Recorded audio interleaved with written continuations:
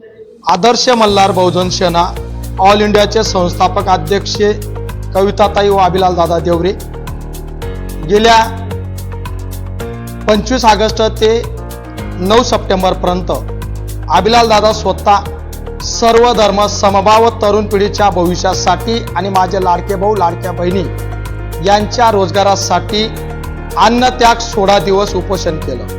परंतु राज्याचे मुख्यमंत्री आणि देशाचे प्रधानमंत्री राष्ट्रपती यांनी माझ्या उपोषणाकडे दुर्लक्ष केलं, प्रशासनाने दुर्लक्ष केलं। आम्हाला मुख्यमंत्री योजनेअंतर्गत प्रशिक्षण 11 महिने म्हणजे 334 दिवस मी स्वतः जिल्हा परिषद शाळा सुट्रेपाडा इथं वर्ग शिक्षक म्हणून इयत्ता 3रीचा वर्ग सांभाळला। मला 6 महिन्यांतच परमानंट करू असं एकनाथ शिंदे साहेब बोलले होते। देवेंद्र फडणवीस साहेब 1 वर्षापर्यंत तुम्हाला आम्ही राज्य शासनाकडनं देऊ मानधन, त्यानंतर तुम्हाला त्याच आस्थापनाकडनं मिळेल, तुम्हाला त्याच आस्थापनावर परमानंट करू असं बोलले होते। स्वातंत्र्य दिनाच्या दिवशी 3.5 कोटी तरुणांना रोजगार देण्याचा शब्द प्रधानमंत्री देतात। 10 लाख तरुणांना रोजगार देण्याचं निवडणुकीच्या पार्श्वभूमीवर मुख्यमंत्री शब्द देतात। 1,34,000 तरुणांना त्यांनी प्रशिक्षण दिलं। मग आता प्रशिक्षण नंतर आम्ही करायचं तरी काय? 11 महिने मी काम केलं, मला रोजगार द्या, मी भीक मागत नाही।